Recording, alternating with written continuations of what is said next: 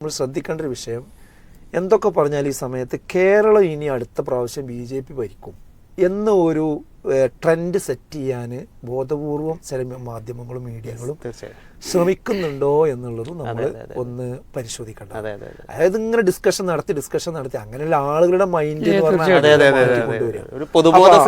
അപ്പൊ ഈ പറഞ്ഞ പോലെ കണക്കുണ്ടല്ലോ, അടുത്ത പ്രാവശ്യം എത്ര നിയമസഭയിൽ അവരുണ്ട്, അവിടെ ഉണ്ട്, അങ്ങനെ ഉണ്ട്.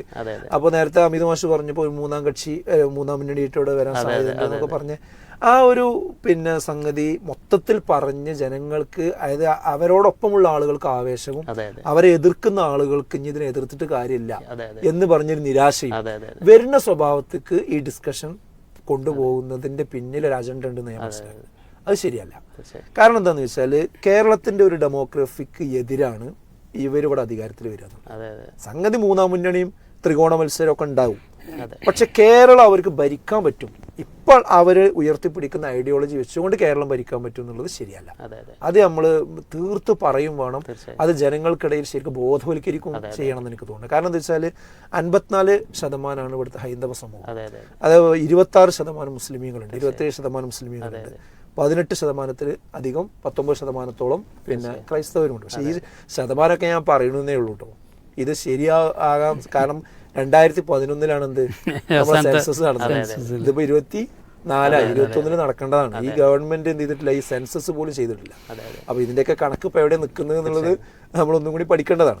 പക്ഷെ ഞാൻ പറഞ്ഞു വന്നത് എന്താണെന്ന് വെച്ചാൽ ഇതാണ് ഇതിന്റെ ഒരു അവസ്ഥ. ഈ 54% ഇപ്പൊ ഒരു ഹിന്ദു സമുദായത്തിലുള്ള ആളുകളാണ് പൊതുവെ BJPയോട് അടുക്കുക എന്നുള്ളതാണല്ലോ. പക്ഷെ അതിലെല്ലാവരും ഒന്നും എന്തല്ല അങ്ങനെ വർഗീയവാദികളോ അങ്ങനെ വിദ്വേഷം വമിപ്പിക്കുന്ന ആളുകളോ അല്ല എന്നുള്ളത് കേരളത്തിൽ നമുക്ക് എല്ലാവർക്കും അറിയുന്നതാണ്. അങ്ങനെ ഒരു മെജോറിറ്റി അവർക്ക് കിട്ടൂല എന്തായാലും. അപ്പൊ അതിൽ നിന്ന് ഒരു വിഭാഗത്തെയാണ് അവർക്ക് കിട്ടുക. ആ വിഭാഗത്തിന്റെ എണ്ണം എന്ത് ചെയ്യുന്നുണ്ട്, ഇപ്പൊ വർദ്ധിക്കുന്നുണ്ട്. അതുകൊണ്ട് മാത്രം അത് കഴിയില്ല. പിന്നെ എന്ത് ചെയ്യണമെന്ന് വെച്ചാൽ ഇവിടുത്തെ മുസ്ലിം ന്യൂനപക്ഷത്തെയോ അല്ലെങ്കിൽ ക്രൈസ്തവ ന്യൂനപക്ഷത്തെയോ കൂട്ടിപ്പിടിക്കണം. അപ്പൊ മുസ്ലിം ന്യൂനപക്ഷത്തെ എന്തായാലും കിട്ടില്ല എന്ന് അവർക്കും അറിയാം. കാരണം അവരിപ്പോ ഒരു മന്ത്രിയെ പോലും എന്ത് ചെയ്തിട്ടില്ല. ആകെ ഇന്ത്യ രാജ്യത്ത് മത്സരിച്ചൊരു മുസ്ലിം നാമധാരി എന്ന് പറയുന്നത് അബ്ദുസലാം മലപ്പുറത്താണ്. അപ്പോ അവര് അത് ഒഴിവാക്കിയിട്ട് തന്നെയാണ് അവർ എന്ത് ചെയ്യണം, മുന്നോട്ട് പോകുന്നത്. പിന്നെ ക്രൈസ്തവരെ പിടിക്കാൻ കിട്ടും എന്നുള്ളതാണ് നോക്കുന്നത്. അതാണ് ഇപ്പോഴത്തെ പരിശോധന നടക്കുന്നത്. ജോർജ് കുര്യന്റെ വരവും അതേപോലെ തന്നെ തൃശ്ശൂരില് സുരേഷ് ഗോപിന്റെ വിജയത്തിലൊക്കെ അത് ഉണ്ടായിരുന്നു. പക്ഷേ തൊട്ടപ്പുറത്താണ് ചാലക്കുടി. തൊട്ടപ്പുറത്തെ ചാലക്കുടി, അവിടെയും ക്രിസ്ത്യൻ ബെൽറ്റാണ്. പത്തനംതിട്ടയിലുണ്ട്.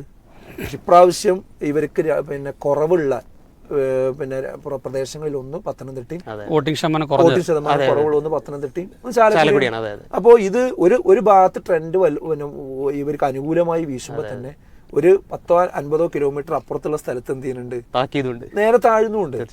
അപ്പൊ അതൊക്കെ ഇത് ഇങ്ങനെ പർവ്വതീകരിച്ച് ആകെ വിഴുങ്ങാൻ പോവുകയാണെന്ന് പറയാം. ഏതെങ്കിലും ഒരിടത്തിൽ ചെറിയ കുറവുണ്ടെങ്കിൽ ഇവരൊക്കെ ആകെ പറ്റ പോയി എന്ന് പറയാം. അങ്ങനത്തെ ഒരു നിലവാരത്തേക്ക് നമ്മൾ പോകാൻ പാടില്ല. ഇതിൽ നിന്നൊക്കെ സൂചനകൾ എടുത്തുകൊണ്ട് കാര്യങ്ങൾ എന്ത് ചെയ്യണം, മുന്നോട്ട് കൊണ്ടുപോകേണ്ടതുണ്ട്.